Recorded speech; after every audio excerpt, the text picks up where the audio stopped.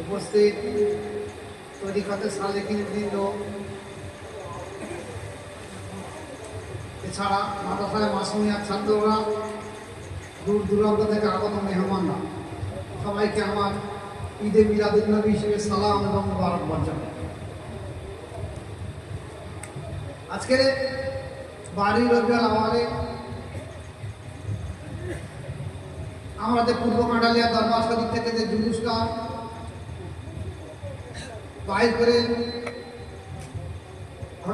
ভাঙড় থানা, কাশীপুর থানা থেকে নিয়ে ভাঙড় থানা ঘটকপুর হয়ে আবার ফিরে এসেছি, পুলিশ প্রশাসন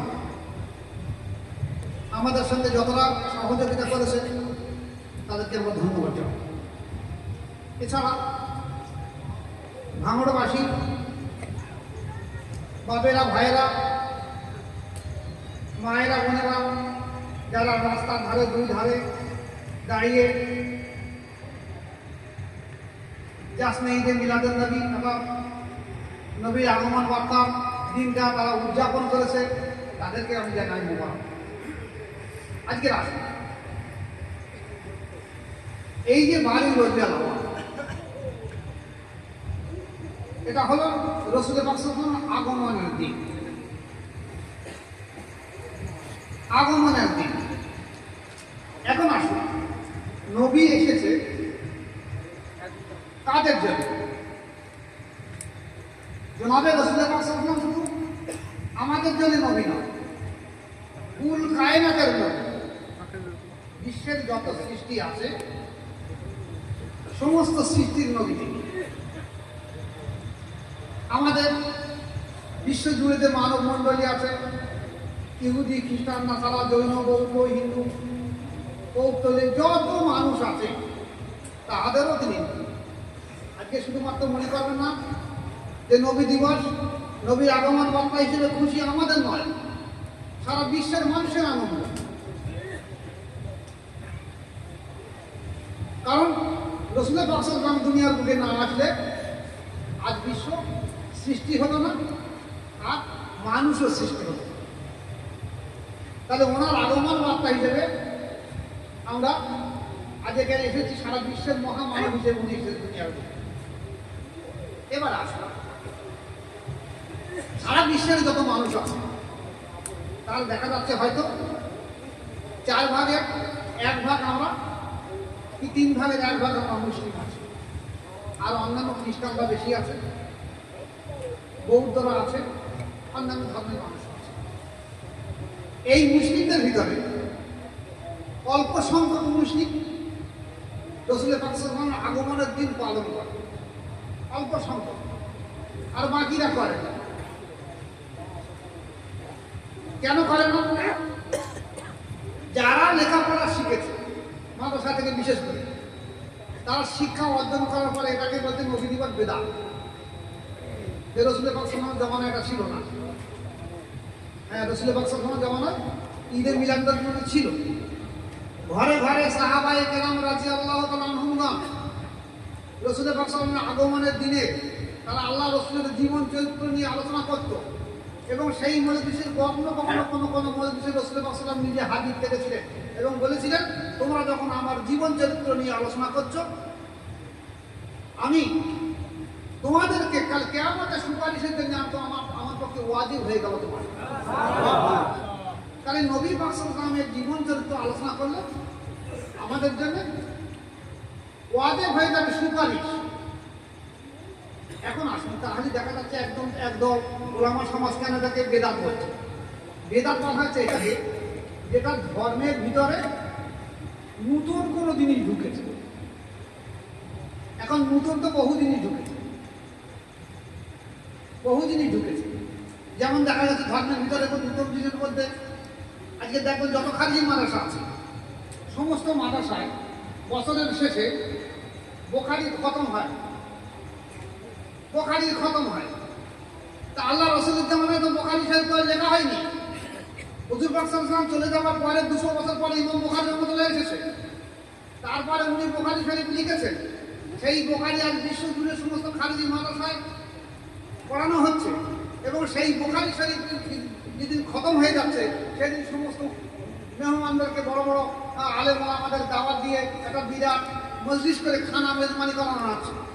বলছে এটাকে সওয়াব হয়, এটাও তো বেদাত, এটা তো রাসূলের জামানা ছিল না, বরং যে ঈদে মিলাদুন নবী রাসূলের জামানা ছিল। দুটো একটা কথা বলে বুঝতে পারবেন। আবু লাহাবের দাসী রাসূল পাক সাল্লাল্লাহু আলাইহি ওয়াসাল্লাম যখন দুনিয়ায় এসেছেন ঠিক সেই সময় আবু লাহাবের একজন দাসী ছিল। এই দাসী এসে আবু লাহাবকে বলেছেন, আমার মনি, আপনার যে ভাইটা ইন্তেকাল করেছে সেই ভাইয়ের একটা খুব সুন্দর একটা ফুটফুটে পূর্ণিমার চাঁদের মতন আবু লাহাব এই শুনে এই দাসী যে দাসীকে কিনে নিয়েছিলেন, টাকা দিয়ে কিনে নাও, সেই দাসীকে সাহারাত আঙুল দিয়ে ইশারা করে বলেছেন, যাও তোমাকে আমি মুক্তি করে দিয়েছি, তুমি খুশি সংবাদ দিয়েছ। আবু লাহাব মারা যাবার পর আবু লাহাবকে বহু সাহাবা স্বপ্ন দেখেছে, আব্বাস স্বপ্ন দেখেছে, জিজ্ঞাসা করেছে, আবু লাহাব কবরে তোমার বা ইয়াবুল বারজাকের অবস্থা তোমার কেমন?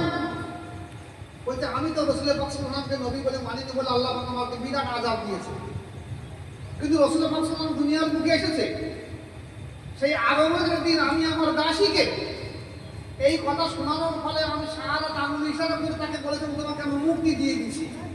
আল্লাহ পাক সেই জন্য সেই সোমবারে ওই একটা দিন রাসূল পাক সাল্লাল্লাহু আলাইহি ওয়াসাল্লাম আগমনের দিন আমাকে একটু আযাব থেকে একটু মুক্তি দিয়েছে।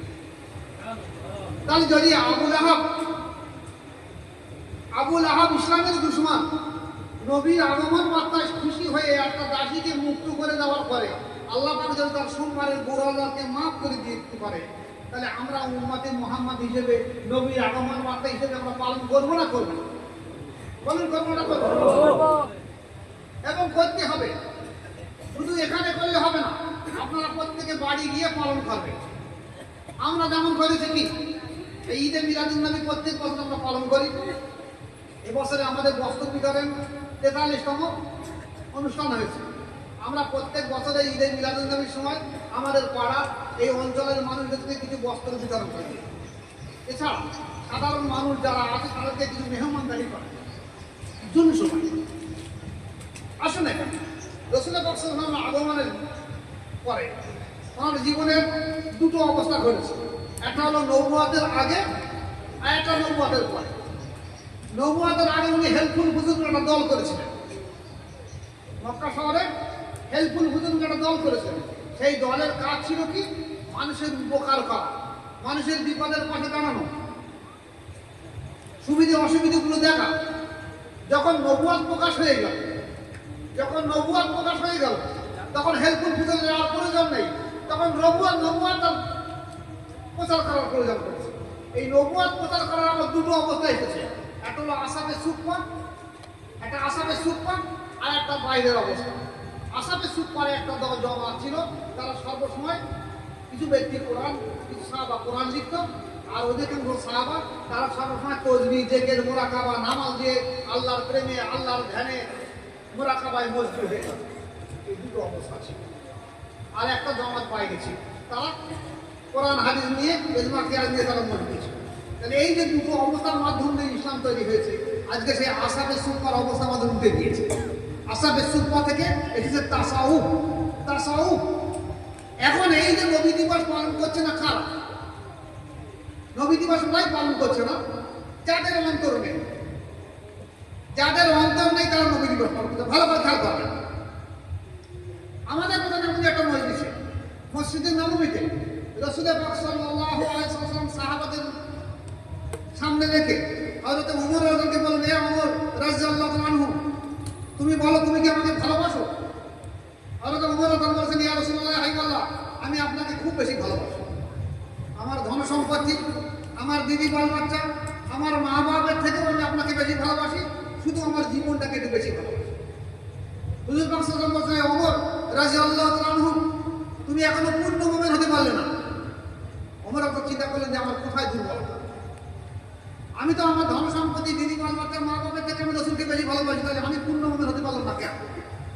বুঝে আসছে না।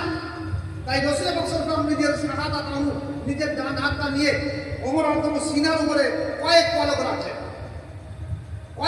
রাখার পরে যখন পর্যায়ে রাজা সত্যি করে বলো তুমি আমাকে কতটা ভালোবাসো? উনি বলেন ইয়া রাসূলুল্লাহ হাবিবাল্লাহ, আমি আমার জীবনের থেকে আপনাকে বেশি ভালোবাসি। আমার ধন সম্পত্তি কিন্তু বাল বাচ্চা মা বাবা পরে কথা, আমি আমার জীবনের থেকে আপনাকে বেশি ভালোবাসি। এই ভালোবাসা আসলে কোথা থেকে? এই যে রাসূল পাক সাল্লাল্লাহু আলাইহি ওয়াসাল্লামের হাত মোবারক করে তোমার সিনার উপরে আসলো, যেটাকে অন্তর বা কল বলা হয়েছে, এই অন্তরের সংস্পর্শে এই এলিমে লাদুনি বা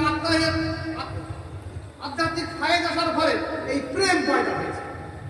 আজকের বিশ্ব জুড়ে যে নবী দিবস পালন করা হবে না, নবীর জন্মদিন পালন করা হবে না বলছে কারা? দেখবেন এদেরকে অন্তরের অনুভূতি নেই, অন্তর জেগে জারি নেই, অন্তরের মধ্যে রসুলের প্রেম পয়দা নেই। এরা মনে করে যে বাহ্যিক আমল করলে হয়ে যাবে, কিন্তু রসুলের প্রেম পয়দা করার জন্য অন্তর দরকার। যেটা হাদিসের মোতাবেক রসুলের অমরাতার মাধ্যম দিয়ে সারা বিশ্বের মানুষগুলোকে জানিয়ে দিয়েছে যে অন্তর ছাড়া আমার রসুল আমার প্রেম মহব্বত জীবনে কোনোদিন হবে না। তাই আমরা হলো আহলে বাদপন্থী, পাক পঞ্জাতনপন্থী, আমরা আহলে বাদপন্থী। আমরা এখানে যারা এসেছি, আমাদের অধিকাংশ মানুষকে, প্রায় প্রত্যেকটা মানুষের অন্তর আল্লাহ জেগে দাঁড়িয়ে আছে। অন্তর জেগে দাঁড়িয়ে আছে তো প্রত্যেকটা মানুষের। তাহলে আমাদের এই যে মজলিসে এসেছি, নবী দিবস পালন করলে কেমন লাভ হয় দেখেন। আপনারা প্রত্যেকে সবকে খেয়াল রেখে দেন, প্রত্যেকে সবকে খেয়াল রেখে দেন। দেখবেন বাড়ি বসে যে পরিমাণ আর্থিক তাওয়াজ্জুহ ফায়দ পাওয়া যায়, আজ নবী দিবসের জন্য আমরা এখানে এসে তার থেকে আরো বেশি পরিমাণ আর্থিক তাওয়াজ্জুহ ফায়দ হচ্ছে। এসেছে না আসি? তাহলে কিসের বলে এসেছে? এই একমাত্র রাসূলের পাক সাল্লাল্লাহু আলাইহি ওয়াসাল্লামের আগমনটাকে আমরা পালন করেছি বলি আল্লাহর রহমত এই জিনিস সারা বিশ্ব জুড়ে অবতীর্ণ হতে থাকে। শুধুমাত্র মুমিন ব্যক্তি যাদের অন্তর আছে তাদের অন্তরে রহমত আসে, যাদের অন্তর নেই তারা রহমত সম্পর্কে বোঝে না, তাই তারা বলতে থাকে এটা বিদআত। আমি আলোচনার বাড়িয়ে নেব না। আমরা আজ থেকে 2025 সালে ঈদে মিলাদুন নবী হিসাবে খানকায়ে মুতাওয়াজ্জিহ পূর্ব পাটনার দরবার শরীফ থেকে আমরা এই শপথ নেব যে আমরা যতদিন দুনিয়ার মুখে জীবিত থাকবো, আমাদের সন্তান সন্ততি বিবি বলবাতা যতদিন জীবিত থাকবো, আমরা আল্লাহর কসম করে এই নিয়ত করে নেব যে আমরা মৃত্যুর আগ পর্যন্ত নবী দিবস পালন করবো। আপনারা রাজি আছেন? আর শুধুমাত্র আমরা না, আমাদের সন্তান সন্ততি যারা আগামীতে আসবে, নাতি পোতা যারা আসবে, তাদেরকে আহ্বান করে যাবে যে নবী দিবস অবশ্যই পালন করবে। আর বায়াত অবশ্যই হয়ে যাবে।